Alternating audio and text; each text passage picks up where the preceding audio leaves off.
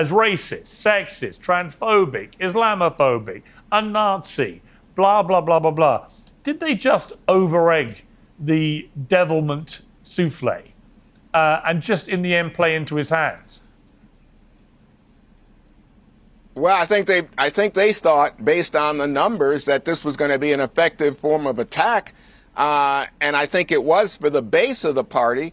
But I think that there were a lot of people who were attracted to other parts of Trump. And I think the whole macho man thing, it worked. You know, you were talking about a rainbow coalition. No, it wasn't a rainbow coalition. But I think that you saw white men still go big for Trump. You saw the Latino men. And I think that's the big story of the election. Latino men suddenly went towards Trump, and there were some black men. I think it was a male thing, and I think, again, the idea that he said offensive, vulgar things about women, the fact that he is, and, says he wants to be an authoritarian, that's all true. But I think a lot of the men said, you know what, we like it.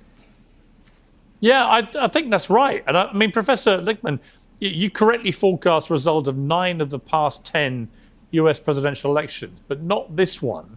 Like most pollsters, I have to say, very, very few people predicted a big win, other than I might, if I may be so modest, I did. I went on Fox News 10 days before with Brian Kilby and said, I think he's going to win big. But actually, most people thought it would be incredibly tight and it could go either way and so on. But it wasn't that at all. Why do you think Trump is so difficult to poll, which is clearly the conclusion I would draw from this? Well, I am forthrightly willing to admit I missed this election. I still think I actually had 10 out of 10 before. I think I was right about 2000, but we're not here to litigate that. I still think it's a pretty good record. Now, I think 2 things are operating here. Number one, I was incredibly critical at the time of the spineless, cowardly Democrats openly and viciously trashing their elected president and their elected nominee right out there in the open. I have never seen that before, and I've studied American politics since the founding, and that tainted any nominee.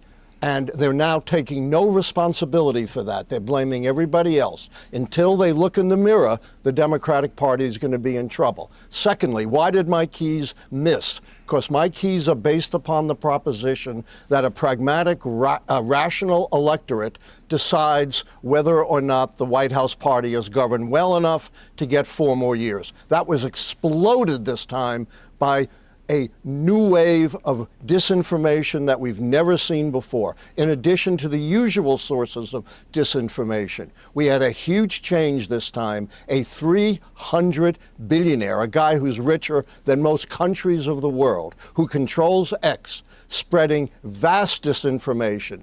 According to reports, billions upon billions of viewers saw his disinformation. People have a completely distorted view of the economy. What was the disinformation? Inflation is going up. Let me pin you down on that, though. You say Elon Musk was spreading disinformation. Like what?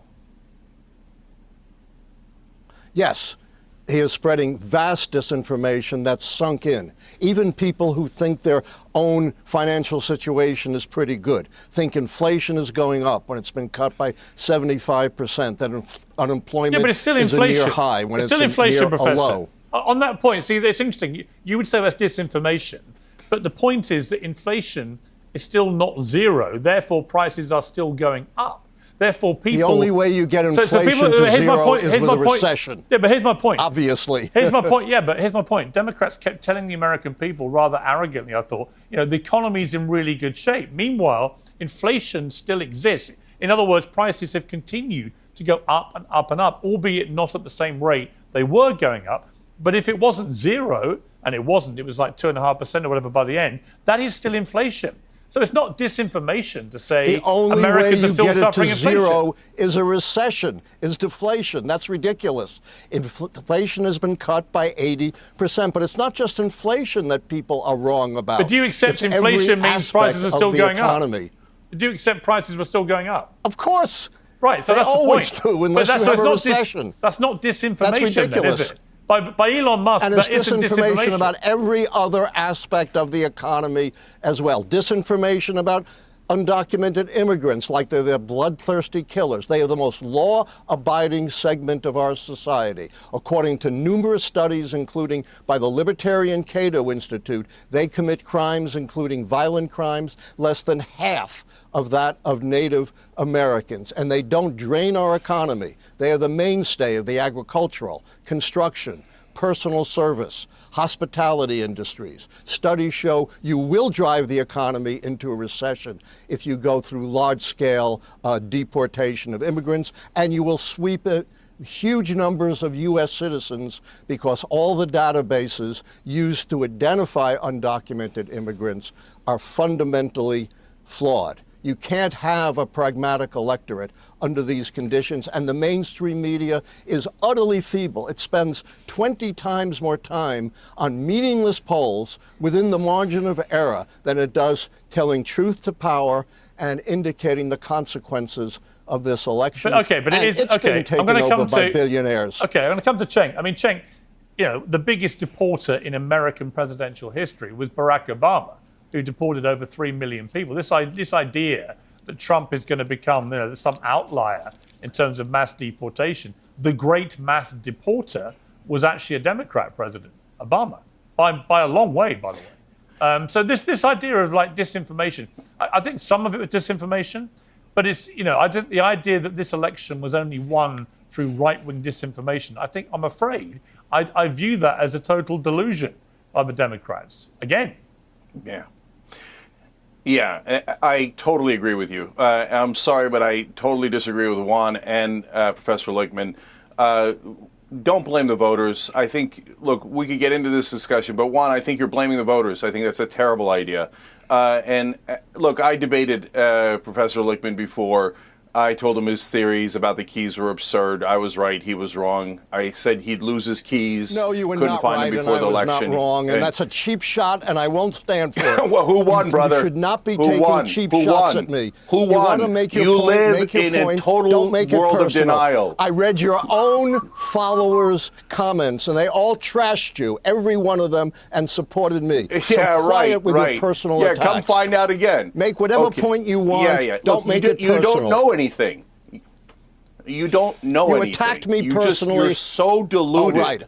I've only been a professor for 51 years. On this program, I've never been able to finish a thought. How many books have you published? No, because you're personally attacking me again. Say whatever you want, but I'm not going to stand for brother, personal you got it wrong. Say you were whatever preposterously and stupidly wrong. So, okay, all right. Can I just finish a goddamn thought ever on this show? No, not if you're personally. I admitted I was wrong. I don't need you to call me stupid. Okay. Can I just say, it's great to see you Democrats all getting along so well. Who taught you manners? It's lovely to see a post-election harmony as you all come together again. We're just one right now. Hey, Alan, you deserve a tall glass of shut-up juice, so can you just shut up for a second?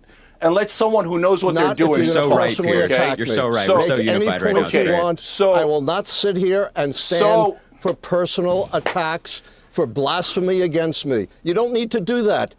You don't boost blasphemy against you? Who the hell are you? Are you Jesus Christ, you loser? Okay, can I just give the correct answer for once? Okay, here we go. So, guys, you're blaming disinformation. There was disinformation. There was the cats and the dogs nonsense. The points you're making about undocumented immigrants, I agree with, Alan, okay? But that didn't cost the election. The main disinformation was about how the election was going to be rigged. And it wasn't rigged. It was dumb. They won easily. There was no need for that disinformation. You guys are missing the whole point. The people who are at fault are not other people.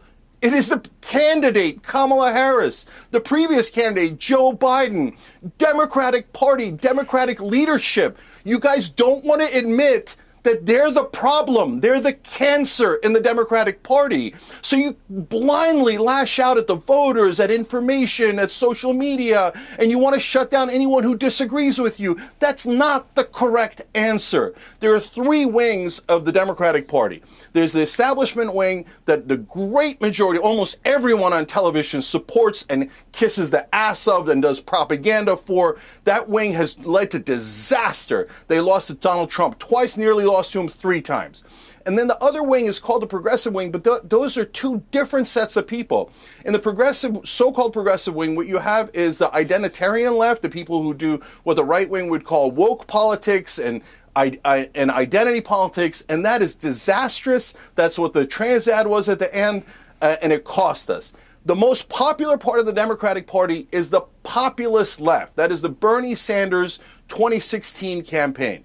That part says, let's do super popular economic proposals like paid family leave, higher minimum wage, universal health care, public option. Let's do all of these things. And the establishment goes, no, our corporations don't want that. Our donors don't want that. So we'll just do identity politics.